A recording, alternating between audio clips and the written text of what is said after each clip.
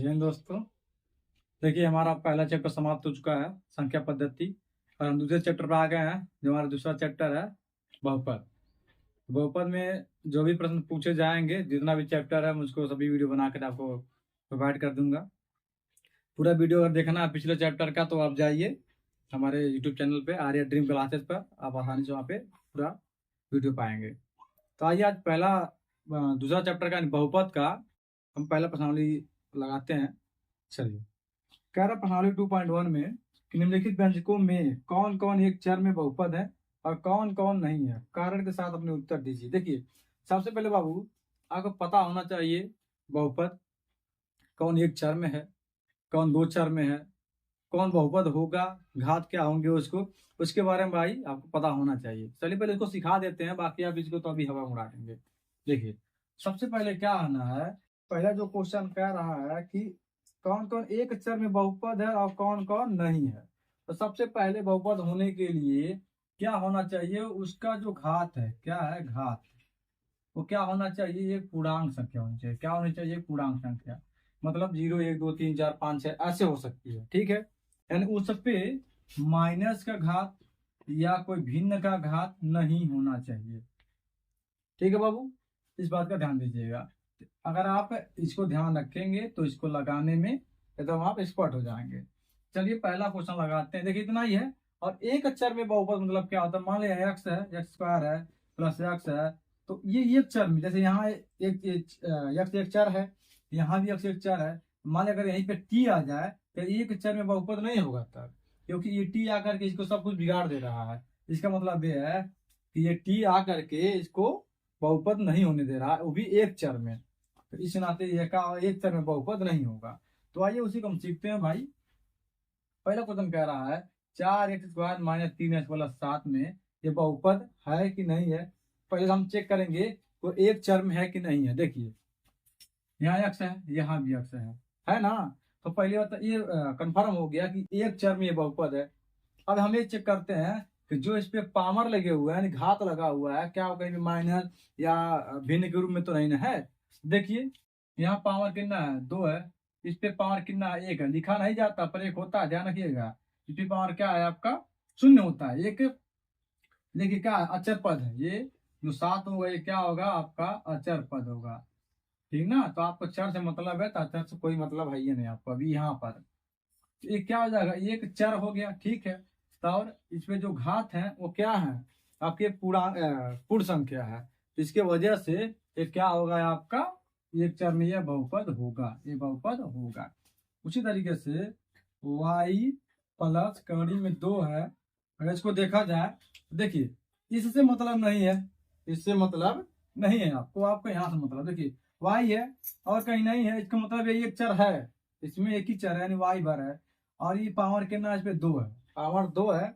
और ये क्या है, एक पूर्णांक संख्या यानी पूर्ण संख्या, पूर्णांक नहीं एक पूर्ण संख्या, इसकी वजह से भी क्या होगा, बहुपद होगा, ठीक है बाबू। दूसरी चीज देखिए, इसको हम जानते हैं। अगला क्वेश्चन देखिए, क्या आगे 3 है, यहाँ टी है प्लस टी फिर √3 है, 2 है।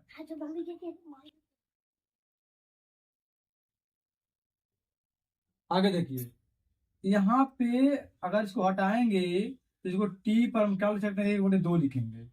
यहाँ पे 2 होता है, 2 अगर जो इसके जोड़ा नीचे बन जाता है तो बाहर कर लेते हैं, वही चीज आता है, 1/2 हो जाता है। पिछले क्लास में आपको समझाया था। तो ये 1/2 आ गया ना। अब वो है, यहाँ देखिए कि हमें बताया हूँ कि पावर बटे के रूप में नहीं होना चाहिए। तो बटे के रूप में देखो, बटे के रूप में अगर पावर आ गया तो क्या हो जाएगा, ये एक चर में बहुपद नहीं होगा, ये बहुपद होगा ही नहीं, ठीक।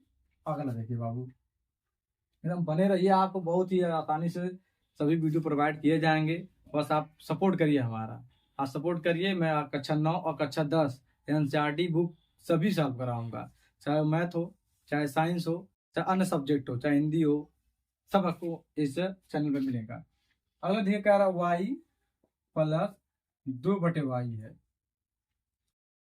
देखिए ये y पे तो पावर 1 है, कितना पावर 1 है, पर इसको हम लिख सकते हैं y प्लस 2 इंटू इस, ये जो नीचे y है ना बाबू, ये ऊपर जाएगा तो माइनस का 1 पावर हो जाएगा, माइनस का 1 पावर। देखिए y यहाँ है, y यहाँ दिख तो रहा है एक चर में, बट लेकिन किंतु परंतु फिर भी ये भी मैं बताया हूं कि इसका घात माइनस में नहीं होना चाहिए।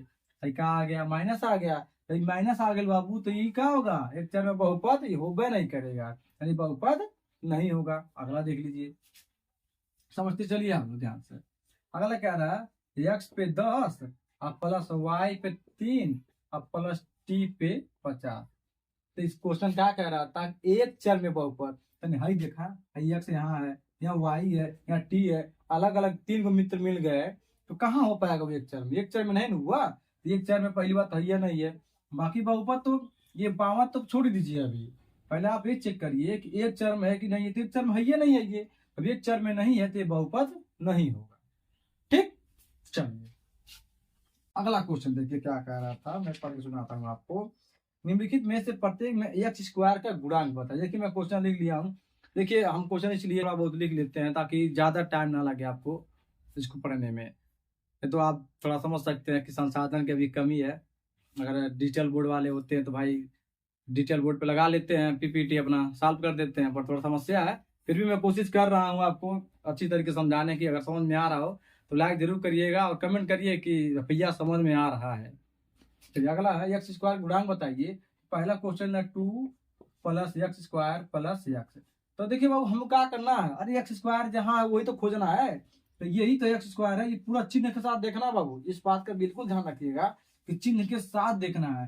तो देखो भाई यहाँ के एक गुणा है कि नहीं है, कोई भी संख्या में अगर लिखा है, मान लीजिए एक्स स्क्वायर लिखा है, अगर इतना वाला लिखा है इसका मतलब एक का गुणा है, एक का गुणा कर देंगे तब वो तो एक्स स्क्वायर होगा। ये यानी एक का गुणा है, इसमें इसका गुणांक बताना है तो एक का इसमें का गुणांक क्या होगा, एक होगा। क्यों, क्योंकि एक का गुणा या 2 होता तो इसका गुणांक 2 होता, 3 होता तो 3 होता, 4 होता 4 होता। और ध्यान दीजिएगा इस चिन्ह का भी ध्यान दीजिएगा, इसका गुणांक 1 होगा और प्लस का एक गुणांक होगा इसका, ठीक ना। चलिए यानी इसका गुणांक कितना हो गया, प्लस का 1 हो गया। उसी प्रकार दूसरा है 2 माइनस एक्स स्क्वायर और प्लस का एक्स क्यूब। हमको क्या ढूंढना है, एक्स स्क्वायर वाला ढूंढना है। था ये ना एक्स स्क्वायर वाला है, ऐसे घेर लीजिए इसको, माइनस आगे लगा, मन लगा दीजिए। देखिए यहाँ पे कितना गुणा है, एक का गुणा है ना, एक लीजिए, यही क्या हो गया, इसका गुणांक हो गया। एक्स स्क्वायर का गुणांक कितना, माइनस का 1 है। ओके, आइए और सीख लेते हैं, फटाफट सीख लेते हैं। कह रहा पाई बाई 2 और एक्स स्क्वायर प्लस का एक्स स्क्वायर।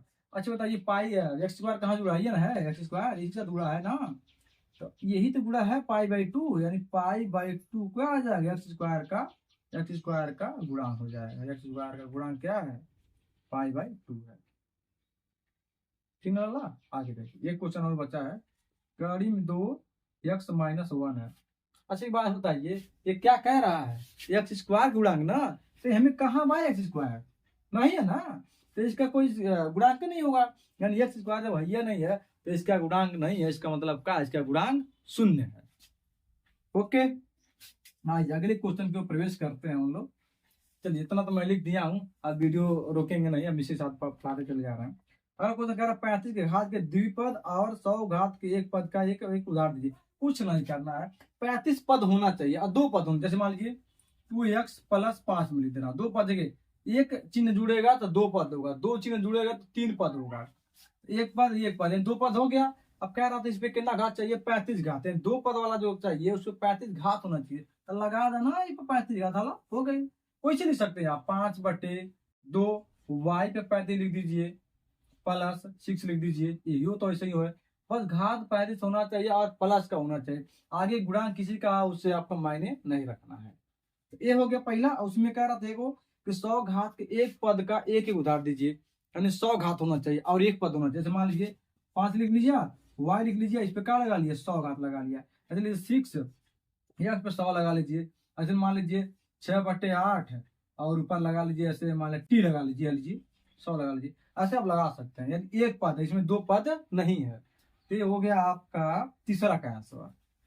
अगर स्क्रीन शॉट लेना चाहते हैं ले सकते हैं, क्योंकि बोर्ड भाई वो वाला बोर्ड तो है नहीं कि मैं ऐसे इरेज कर दूंगा, इरेज मुझे मजबूरी होती है इस पर करना। चलिए अगला देखते हैं, कहना निम्नलिखित बहुपदों में से प्रत्येक बहुपद के घात लिखिए। घात लिखने के बाद पहला कह रहा है 5x³ प्लस 4x² प्लस का 7 है। देखिए घात लिखना है, इसका मतलब क्या, सबसे अधिकतम घात लिखनी होती है। कितनी लिखनी होती है, सबसे अधिकतम घात लिखनी होती है, ठीक है ना बाबू। लिखेंगे तो सबसे अधिकतम घात कितना, 3 है ना, इसका अधिकतम घात कितना होगा, इस बहुपद का अधिकतम घात कितना होगा, 3 होगा। एक इस बहुपद का घात होगा। अगला है 4 माइनस वाई स्क्वायर। अभी ध्यान रखिएगा आप, चर का ये चर है, ये से लेकर जेड तक जो होती है उसे चर कहा जाता है। उसके पावर लेना है आपको, घात लेना है। इसमें देखिए कितना है, 2 है ना, इसका घात कितना हो जाएगा, 2 हो जाएगा। उसी प्रकार अगला है 5 टी माइनस कड़ी में 7। देखिए आपको इससे तो मतलब है नहीं, मतलब कहाँ है, इस वाले से टी कहाँ है, तो टी पे पावर कितना 1 है, इसका घात कितना हो जाएगा, 1 हो जाएगा, क्योंकि 1 लिखा नहीं जाता है। अगला एक और है 3 है। अच्छा बताइए इसमें कहीं चर पद दिख रहा है आपको, नहीं दिख रहा है ना, तो इसका घात कितना हो जाएगा, 0 हो जाएगा। ठीक, चलिए इसको एडिट करते हैं, आगे चलते हैं। वीडियो पसंद आ रही है तो लाइक और कमेंट जरूर करिए आप लोग।